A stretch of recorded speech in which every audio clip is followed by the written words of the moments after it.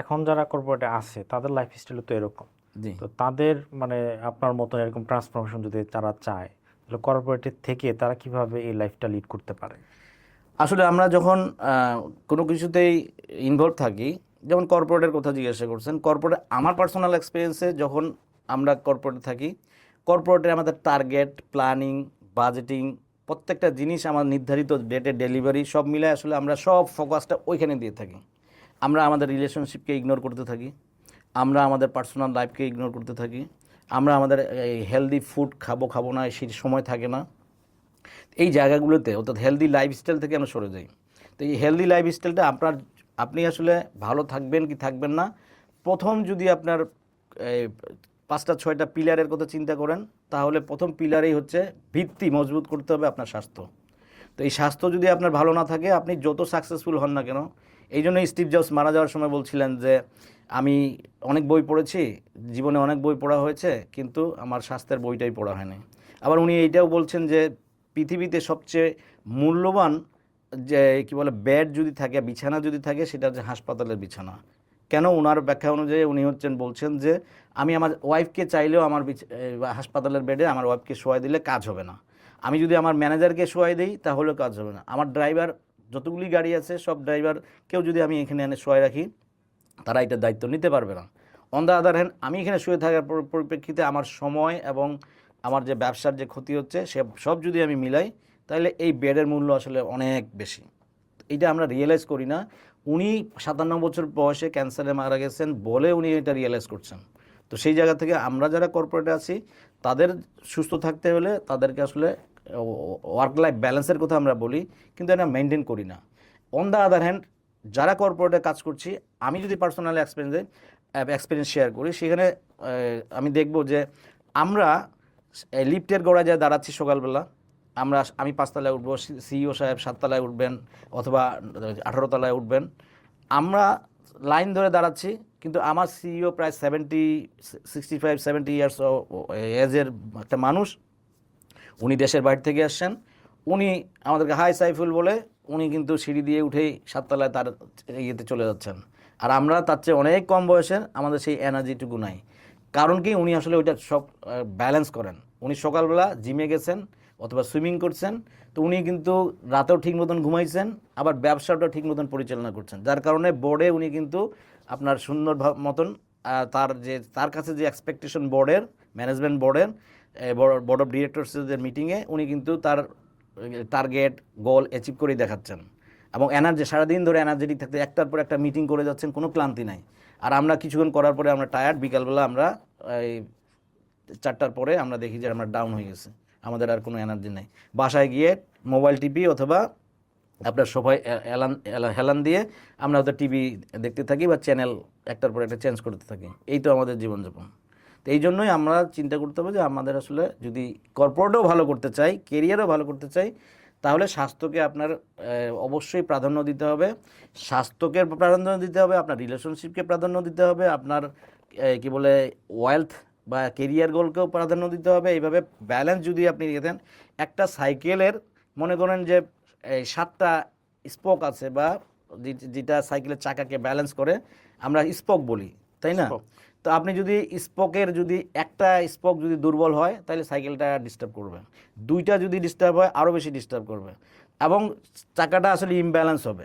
তখন যে flat tyre, অর্থাৎ চাকা যখন বাতাস থাকে না, যেভাবে হয় আমাদের লাইফটাও কিন্তু সেটা হয়। তো সেইটা যদি ব্যালেন্স করতে চান, তাহলে অবশ্যই আপনাকে হেলথকে প্রাধান্য দিতে হবে। হেলথকে প্রাধান্য দিলে আপনি কেরিয়ারকে প্রাধান্য দিতে পারবেন, ফোকাস থাকতে পারবেন, এনার্জেটিক থাকতে পারবেন। আপনার সব কিছুতে আপনি যখন মানুষের সাথে কথা বলবেন, আপনার ইমোশনাল, আপনার পিকে থাকবেন আপনি। আমরা বলি পিকের একটা এক্সাম্পল আছে খুব সুন্দর, সেটা হচ্ছে S into A is equal two result. অর্থাৎ এসতে হচ্ছে আপনার স্টেট অফ মাইন্ড, আর এতে হচ্ছে অ্যাকশন, আর ইজ ইকুয়াল টু আরতে হচ্ছে রেজাল্ট। আপনি যদি অ্যাকশন 100টা নেন, আর আপনার পিক অফ মাইন্ড বা স্টেট অফ মাইন্ড যদি 0 থাকে, তাহলে আপনি কত পাবেন? 0। 0। আর আপনি যদি 2 পান স্টেট অফ মাইন্ড, তাহলে যদি 100, তাহলে কত পাবেন? 200 পাবেন, 200 পাবেন। তো এই জন্যই স্টেট অফ মাইন্ড থাকার জন্য আপনার আসলে হেলথ, আপনার বডি এবং মাইন্ডের যে সম্পর্ক, এটা হচ্ছে ইন্টারকানেক্টেড। আপনি যখন বডিলি এনার্জি পাচ্ছেন না, তখন আপনি মেন্টালি আপনি বুস্ট আপ করার চেষ্টা করেন, যাতে করে আপনি বডি আপনার সাথে সিঙ্ক করে এবং আপনার বডিকে অ্যাকশন নিতে বাধ্য করে। আবার যদি মেন্টালি আপনি ডিপ্রেস থাকেন, তাহলে বডি আপনি জাস্ট 5 মিনিট আপনি ফিজিক্যাল মুভমেন্টে থাকেন, আপনার স্টেট অফ মাইন্ড পিকিয়ে চলে যাবে। তো আপনি এইভাবে করে কিন্তু আপনি খুব দ্রুত ভালো থাকতে পারবেন। এই জন্য কর্পোরেট ভাইদের প্রতি সাজেশন হচ্ছে যে অলওয়েজ পিকে থাকার জন্য আপনার কয়েকটা জিনিস লাগে, তার মধ্যে 3টা জিনিস খুব গুরুত্বপূর্ণ। একটা হচ্ছে আপনার এই কী বলে ফিজিওলজি। ফিজিওলজি হচ্ছে আপনার বডি মুভমেন্ট, আপনার ব্রিদিং প্যাটার্ন। বডি মুভমেন্ট হচ্ছে যে আমরা সারাক্ষণ বসে থাকি, সেক্ষেত্রে আমরা অক্সিজেনকে আমরা কম্প্রোমাইজ করতে থাকি, যেখানে আমাদের আল্লাহ সুবহানাহু ওয়া তাআলা 100% অক্সিজেন নেওয়ার কথা বলছেন, সুযোগ করে দিয়েছেন, সিস্টেম দিয়েছেন, সেখানে আমরা 30 থেকে 35% আপনি অক্সিজেন নিচ্ছেন। তা আপনার বডি, ব্রেন, এই হার্ট, আপনার ব্লাড কতক্ষণ আপনাকে এই কম্প্রোমাইজ স্যাক্রিফাইসকে সে অ্যালাউ করবে? একটা সময় সে আপনাকে এই কী বলে সিগন্যাল দিবে যে না আমি আর পারছি না। ঠিক আছে, এই জন্য বলি না কর্পোরেট কফিনের মধ্যে আমরা ঢুকে গেছি কেন? কর্পোরেট কফিনের আমরা এমন ব্যস্ততার মধ্যে চলে গেছি, আমাদের অন্যান্য ব্যালেন্স বা অন্যান্য পিলারগুলোকে আমরা নজরেই দিচ্ছি না বা কেয়ার করছি না, যার কারণে ওগুলো দুর্বল হচ্ছে। পরবর্তী ওই সাইকেলের উদাহরণের মতন সাইকেলটা বা ফ্ল্যাট টায়ারের মতন গাড়িটা চলবে না।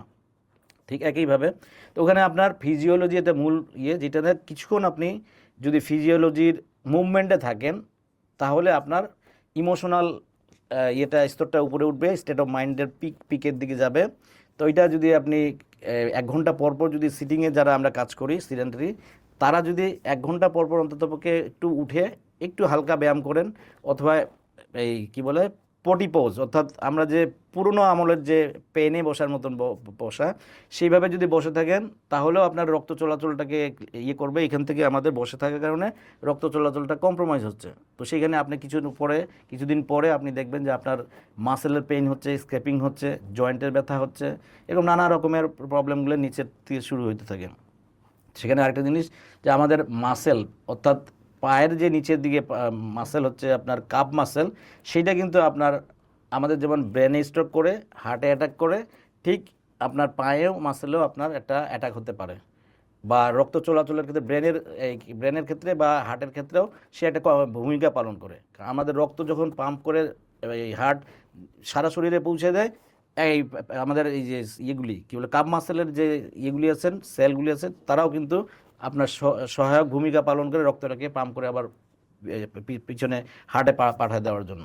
সেই জন্য যদি আপনি ফিজিওলজিকে ঠিক করতে পারেন, অর্থাৎ আপনার বডি মুভমেন্টকে ঠিক রাখতে পারেন, দুইভাবে করতে পারেন, অ্যাক্টিভিটিসের মাধ্যমে, নর্মাল চলাফেরার মুভমেন্টের মাধ্যমে, আরেকটা যে এক্সারসাইজের মাধ্যমে।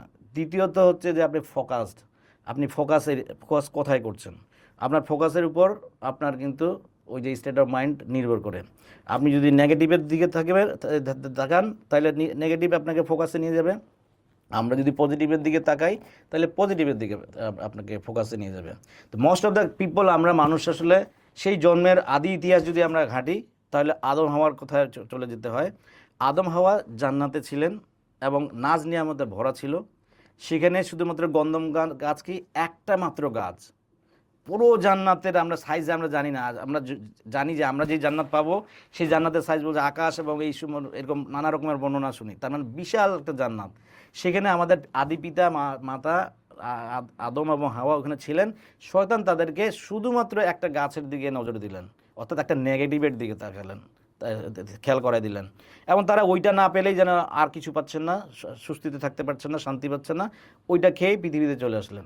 আমরা কিন্তু ওইটাই ধারাবাহিকতায় বহন করছি, যে আমরাও আমাদের জীবনে ছোট্ট একটা দুর্ঘটনা ঘটলে আমরা ওইখানেই ফোকাস করছি, লেকে ফোকাস করছি। তো ওইখানে আসলে এত বড়, যদি আমি পজিটিভ সাইডগুলো আমরা চিন্তা করি, যে আপনি সুস্থ আছেন, এইটাই তো একটা নিয়ামত।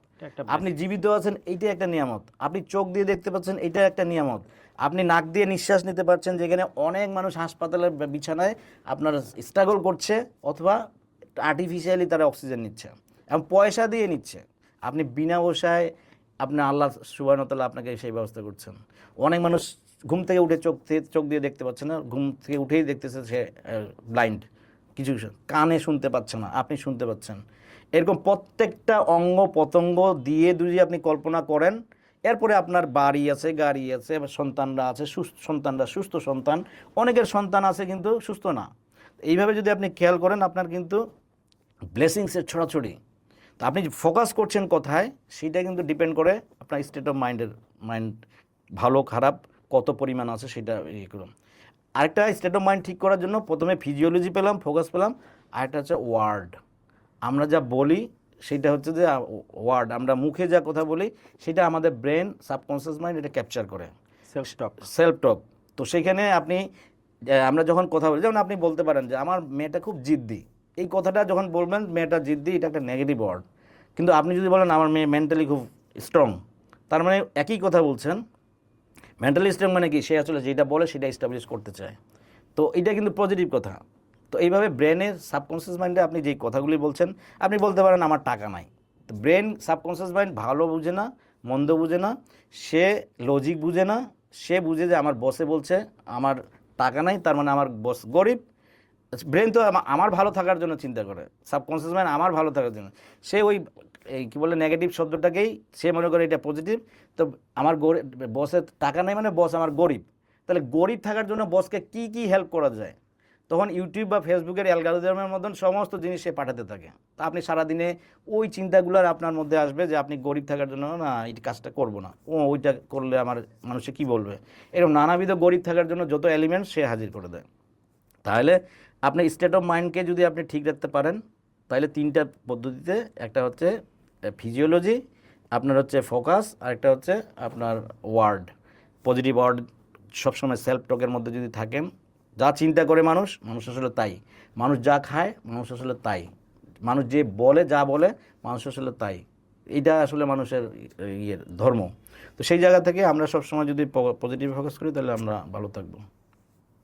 ধন্যবাদ ভাইয়া, খুব সুন্দরভাবে গুছিয়ে আপনি বিষয়গুলো বলেছেন।